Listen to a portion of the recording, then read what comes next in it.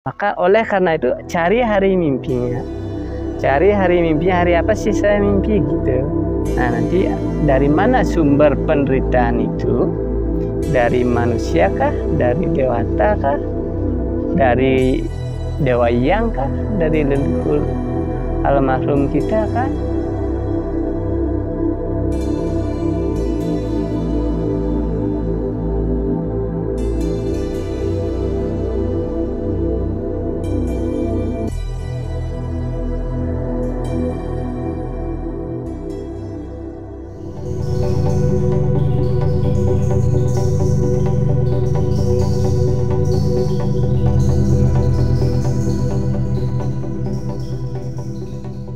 Cara-cara memaknai mimpi itu ada beberapa metode sebenarnya. Satu, kita mencari hari mimpinya. Itu sangat berkaitan.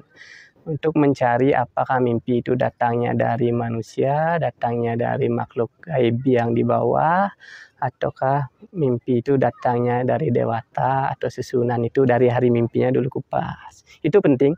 Hari mimpi itu artinya gini, kita saat terbangun dari mimpi, maka di jam itulah kita hitung mimpinya pada hari apa.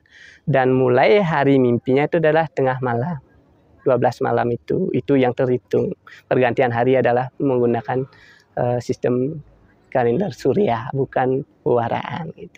Kalender surya kan pergantiannya pada malam hari, yaitu tengah malamnya itu yang terhitung. Misalnya kalau mimpinya ini mimpi berdasarkan hari ini agak susah karena ada hitung-hitungannya. Hitung-hitungannya menggunakan perhitungan Tripermana namanya. Tripermana itu Saptawara, Sadwara, dan Pancawara. Itu dihitung, dikumpulkan berapa uripnya, kemudian dibagi 4. Kalau sisa 1 berasal dari Dewa Alit. Dewa Alit itu seperti Dewa Hyang, leluhur yang di bawah atau orang-orang yang sudah meninggal tetapi sudah diaben. Itu tergolong Dewa Alit. Dewa kembar juga termasuk di dalamnya. Dewa yang Alit juga tergolong Dewa Alit. Kemudian kalau sisa 2 itu berasal dari Kala. Kala artinya buta kala gitu. Dari alam-alam yang bawah. Kala juga bermakna kemarahan orang juga. Termasuk kalanya nanti nemu apa gitu. Misal nemu maulu, kala sisa 2 nemu maulu berarti kalan sang ungi atau kalan jin. Kalau kala sisa 2 nemu aryang berarti kalan dewa yang. Kalau kala nemu sukra, kalan susunan.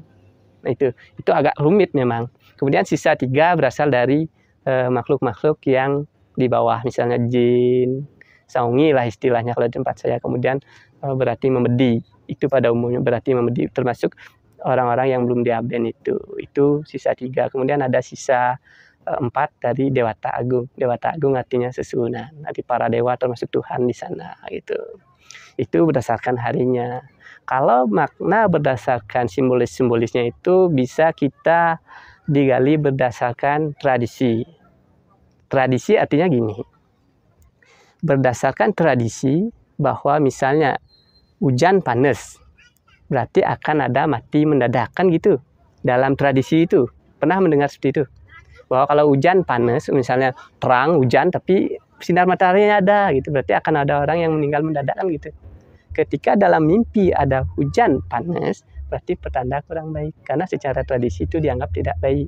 Nah, atau misalnya gini, mimpi dijemput menggunakan jempana. Jempana itu kan yang dipakai mengiringi Betara. Berarti kita akan pindah ke alam lain. Hati-hati itu. Kalau mimpi misalnya dijemput oleh orang iring-iringan seperti itu, berarti kita akan pindah ke alam lain. Ya bahasa kasarnya akan mati. Makanya lakukan penebusan, arti nebusin. Misalnya bahkan kalau sudah menjelang betul-betul akan mati, kita bisa nebusin ke Prajapati. Itu penudahannya. Itu berdasarkan tradisi. Atau contoh lain lah yang lebih yang seperti saya ceritakan tadi, guru gitu misalnya. Guru berarti kan dari Betara Yang Guru, arti Tuhan, itu maknanya. Guru dari misalnya dari dosen berarti sama juga guru, berarti Betara Yang Guru juga. Kemudian pemangku berarti susunan. Orang tua ayah, ibu, meme, bapa, akasa, pertiwi berarti Tuhan juga. Walaupun berbeda-beda itu maknanya bisa satu gitu. Nah, kemudian mimpi secara tradisi kalau mandi berarti kan menyucikan diri. Artinya melukat, berarti kita dianggap tubuh kita kotor, berarti perlu melukat. Itu kalau mimpi mandi. Tetapi mimpi mandi tidak selalu berarti harus melukat. Ternyata saya pernah diberitahu dalam mimpi bahwa mimpi mandi itu harus ada sesuatu yang harus segera diselesaikan. Mandi kan dibersihkan, artinya segera tuntaskan pekerjaannya supaya tidak menimbulkan hal-hal yang tidak baik. Nah, kan itu mandi. Itu berdasarkan tradisi. Atau saya tambah lagi lah biar lebih bisa dipahami. Gigi tanggal nih. Gigi tanggal nih banyak diartikan akan meninggal nih. Kenapa kok bisa gitu kan? Kenapa? Dasarnya apa kok bisa diartikan meninggal? Ini. Ternyata di dalam Purana itu disebutkan ketika orang mandi giginya rontok tiba-tiba, berarti dalam kurun 6 bulan orang itu akan meninggal. Itu paling lama dalam 6 bulan itu orang itu pasti akan meninggal. Oleh karena itu bilang mimpi gigi tanggal berarti akan ada yang meninggal. Atau paling tidak akan ada yang sakit. Itu makanya segera lakukan tindakan sesuatu yang bisa mencegah itu. Karena ada suatu sebab yang akan menimbulkan penyakit itu. Makanya berdasarkan hari mimpi itu bisa menuntaskan itu.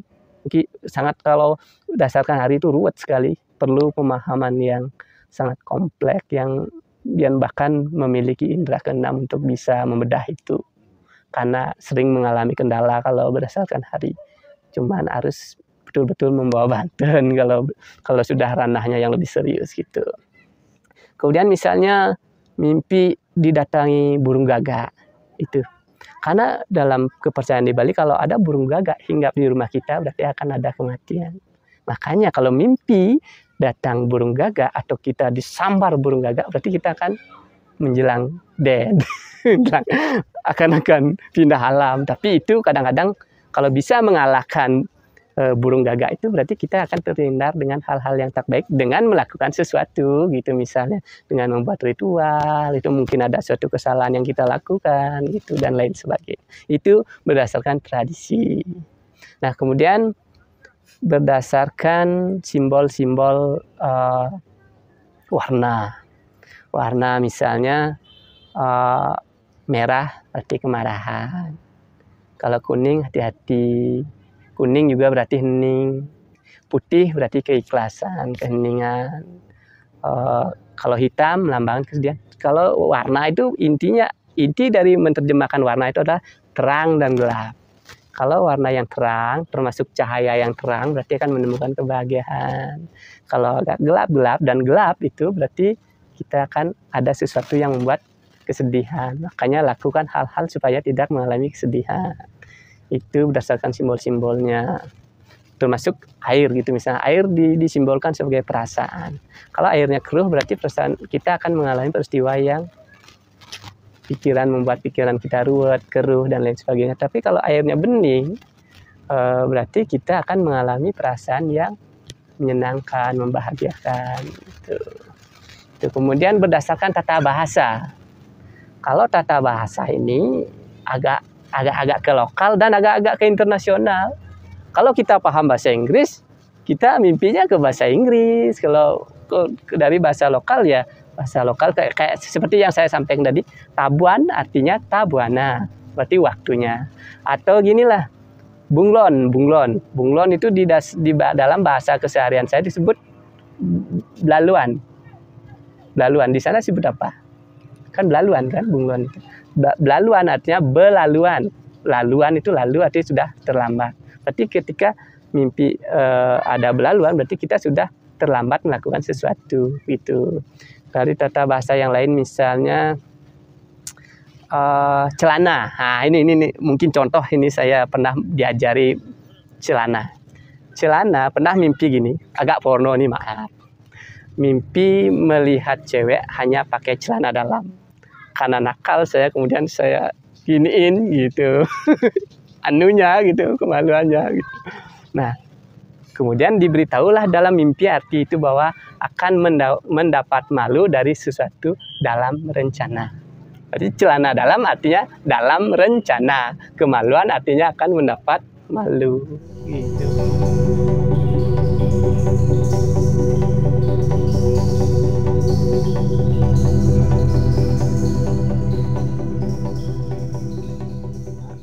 Sebenarnya lebih pada ke solusi. Artinya, artikan dulu mimpi itu bermakna apa? Apa sih maknanya gitu. Baru kemudian cari solusinya apa sih? Apa sih yang harus dilakukan? Terutama mimpi-mimpi yang harus segera dituntaskan itu misalnya mimpi makan daging babi. Daging babi dalam bahasa Balinya itu kan disebut celeng. Celeng artinya ngeleleng. Leleng artinya akan menderita. Itu berarti maka oleh karena itu cari hari mimpinya. Cari hari mimpinya, hari apa sih saya mimpi gitu. Nah, nanti dari mana sumber penderitaan itu? Dari manusia kah? Dari dewata kah? Dari dewa yang kah? Dari leluhur almarhum kita kah? Kemudian kita ketika sudah ketemu dari siapa itu mimpi itu, baru kita lakukan hal-hal yang harus dilakukan sesuai cerita lengkapnya. Mimpi ini sangat syarat-syarat konteks. Harus kita mencari secara detailnya. Tidak bisa hanya poin-poin, tidak bisa. Harus secara detail. Karena dari detail itulah kita tahu bagaimana penyelesaiannya. Di dalam cerita lengkap itu sudah ada penyelesaiannya. Cuman kita butuh menggali-gali, menguliti dari mimpi itu apa yang harus dilakukan. Dan yang betul-betul tahu dari arti mimpi itu adalah orang yang mimpi itu lebih detailnya. Tetapi kalau bertanya ke orang yang balian usada gitu misalnya poin-poinnya aja. Apalagi kalau misalnya datang ke orang yang sudah memiliki indera keenam dan bisa komunikasi dengan beliau, itu yang paling utama. Atau misalnya datang ke Sulinggi, gitu. Sulinggi kan beliau kan pasti sangat mampu berkomunikasi dengan alam niskala, ya disitulah akan dapat terpecahkan. Maka solusinya adalah ketika mimpi yang dianggap pertanda kurang baik, petunjuk bukan dianggap buruk ya, petunjuk kurang baik, berarti kita harus bertanya kepada orang yang mumpuni di bidang itu. Sulinggi contohnya, atau balian usada. Tidak asal-asalkan itu, karena kalau bisa kita bertanya ke beliau dan mendapatkan solusinya, tidak akan terjadi apa-apa. Tetapi ketika kita mengabaikan petunjuk beliau, maka kita akan beneran celaka. Kita akan mendapat petaka. Banyak orang justru karena abai hal inilah banyak orang yang menderita. Banyak orang ketika sudah menderita mengeluh kepada beliau. Kenapa aku mengalami gini? Kenapa nasib saya seperti ini? Justru sebenarnya sebelum mengalami itu sudah ada petunjuk yang datang. Pasti itu. Cuman karena orang itu justru menganggap itu bunga tidur, terjadilah hal-hal yang tidak diinginkan. Itu sebenarnya yang paling efektif.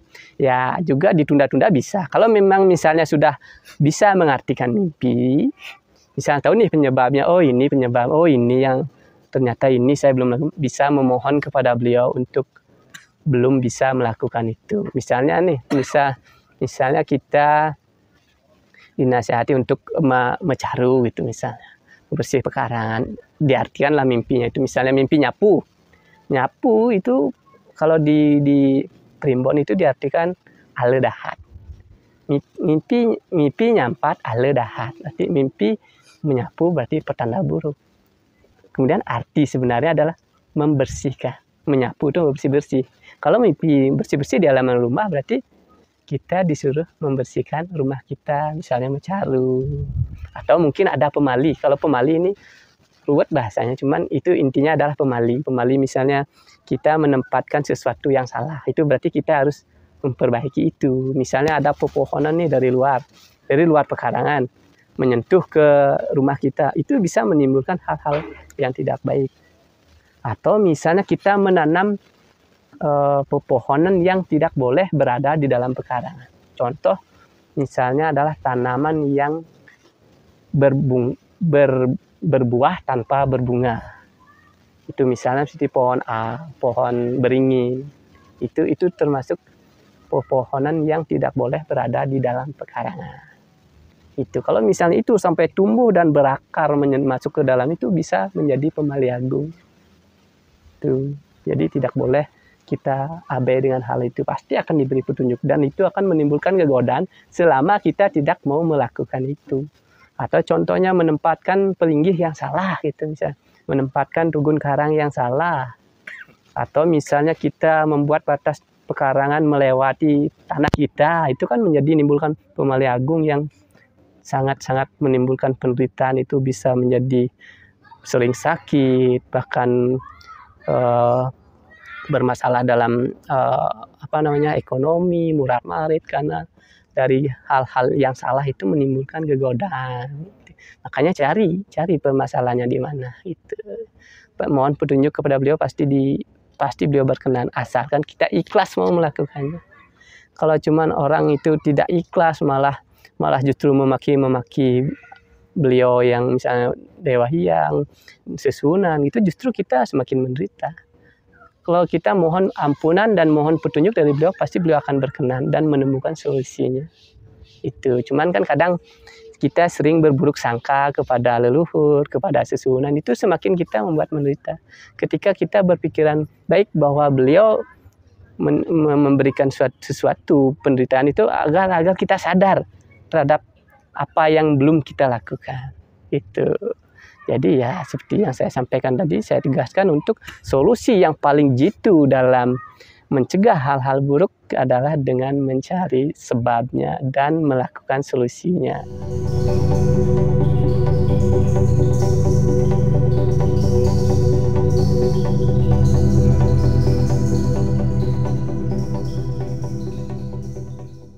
Apakah mimpi boleh diceritakan? Nah, ini mungkin pertanyaannya penting. Sebenarnya kalau mimpi itu bermakna baik dan sudah tahu artinya, sebaiknya tidak diceritakan. Karena ketika mimpi itu diceritakan, maka kekuatannya akan hilang. Sama seperti nasihat bijak bahwa kalau kita punya rencana baik, sebaiknya tidak diumbar rencana itu. Karena ketika kita menyampaikan rencana itu kepada orang lain, maka justru rencana itu bakalan tidak jalan-jalan. Tetapi kalau kita pendam di dalam hati dan kita laksanakan, itu akan berjalan lebih baik. Nah, bagaimana kalau mimpi itu buruk? Kalau mimpi itu pertanda atau petunjuk buruk, maka tanyakanlah kepada orang yang paham tentang itu. Misalnya kepada Balian Usada, atau kepada Sulinggi, atau kepada Jeromaku yang paham tentang itu. Kalau itu ditanyakan kepada orang yang tidak paham tentang itu, dan apalagi kepada orang yang tidak percaya, pasti kita akan ditertawakan.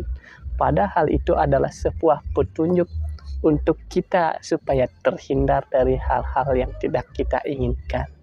Atau itu petunjuknya baik, itu adalah sebuah keberuntungan bagi kita atas petunjuk beliau. Maka intinya adalah berhati-hati menceritakan mimpi, apalagi itu adalah mimpi yang berkaitan dengan hubungan manusia dengan yang lainnya, misalnya hal-hal yang misalnya ilmu magis itu, maka orang itu justru akan semakin menjadi-jadi, semakin dendam. Itu saya pernah mengalami hal seperti itu, maka saya pernah sering bercerita mimpi hal-hal seperti itu di media sosial, justru semakin menjadi-jadi orang itu. Tetapi ketika kita berhenti menceritakan hal seperti itu, ya mudah-mudahan orang itu tidak lagi dendam-dendaman. Itu intinya.